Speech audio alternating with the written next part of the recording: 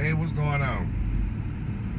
So I've been reading the comments, and I've been reading on Instagram, and I've been reading on TikTok, and people been calling and texting me, and everybody wants to know what happened to my skin.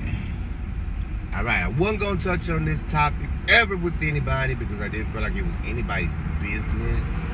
But I'm tired of seeing crazy stuff like I got a viral infection or I got all this crazy stuff going on in my life. And I don't. It's eczema. And what happened was I was in a relationship. I was engaged. And he died. He died in my face, honestly. I was coming out of the restroom. He called my name. He went into a seizure and he flatlined, like right there. And that was something I never, ever was considering or even prepared for mentally, emotionally, strength-wise. That was huge. You know, your mama gonna die. You know your daddy gonna die. You know your grandma gonna die before you. And if you got siblings, shit, it's a possibility they may die before you. But for the person you choose to love and be with to die, it's big. And I think for me, it made it even bigger because this was the first time I ever went this far with a person, let alone another nigga, you know what I'm saying? And they don't teach you how to be a real gay-ass nigga. They just show you how to be that old gay-ass, flamboyant-ass dude and be overly sexual and stupid and loud and, you know, just crazy. The opposite of what a true man or a woman would be. It's like when you step into the word of gay, you have to be highlighted and extra. Well, I never wanted to be that person. So I learned a lot from being in this relationship, from being with him, and from society when I got in that relationship. But I chose me first in that relationship because I was learning how to love. I was learning how to love from my point of view. I was learning myself. I was learning my values. I was learning my morals. I was learning what love was going to give to me and what I had to give back. I had to learn how to take no from somebody else. You talking to a nigga, who the fuck are you talking to? But this person now has some type of power over you because they can say no to you, and that shit matters. And so you have to learn to deal with that. You have to learn to alter your decisions because this is a one-on-one partnership teammate type situation. And so, you know, it was just a lot. It was huge for me. So for that to happen, and then 2 weeks later, my grandma passed away. And even within that year of grieving, my best friend of 15 years, we stopped being friends. So it was like 3 major losses back to back to back. And Black and Mild owed me so much goddamn money. I smoked so many damn cigars. I drank so much wine and so much liquor, nigga. I was confused. I didn't know if I was coming or going. I just felt like I had lost myself.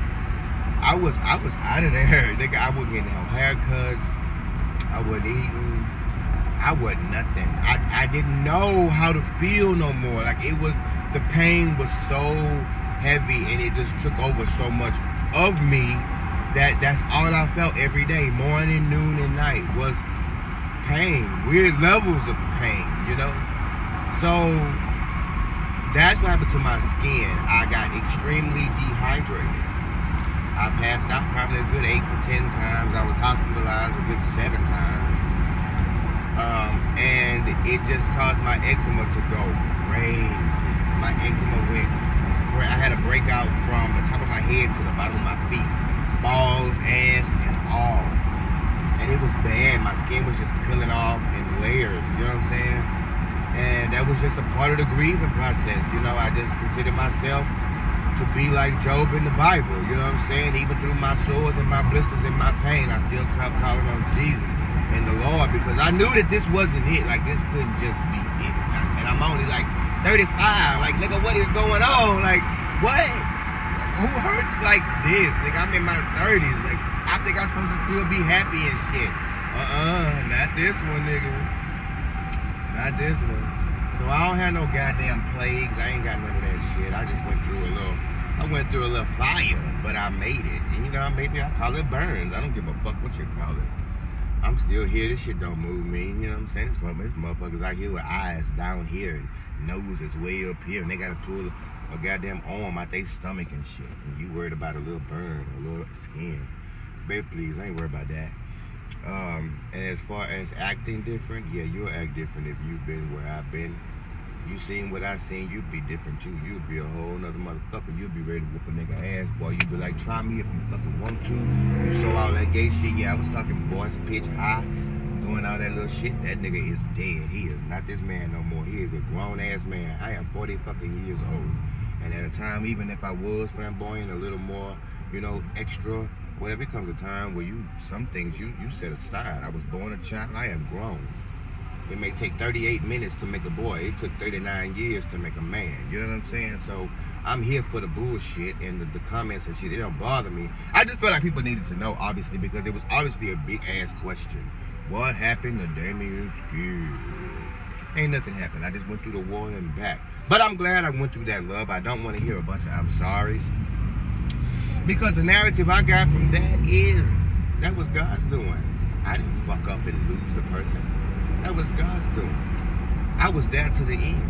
You wish you had a nigga like me to change your diapers and carry your big overgrown ass to the office with me every day. Ask my clients, they was mad. I had that nigga in the office with me every day. I ain't trust no nurse to come over there. You weren't gonna dress him right. You weren't gonna wipe him right.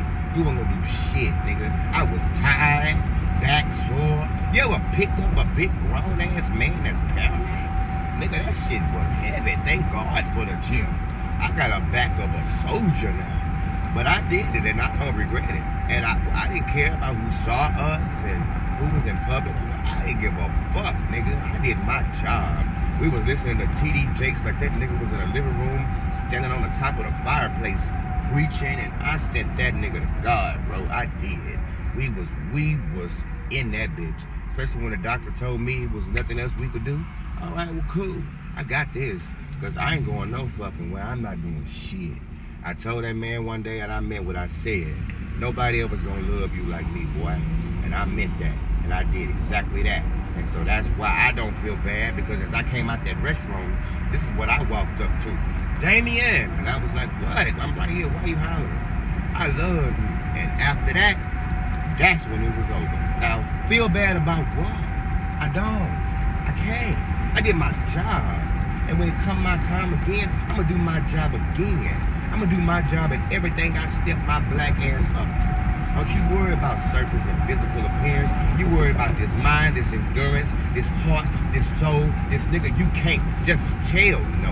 You got to prove me no. That nigga had to whoop my ass to tell me to sit down. I'm serious. Ask Janelle, my mom, bitch. He called her and told her on me. I told that nigga ass up. We went to toe to toe. But I'm not toxic. It's just I'm strong. And you cannot just tell me bullshit. I'm not gonna buy it. I'm not. You can't sell me a horse and call that bitch a pony. Bitch, no. No. Fuck that.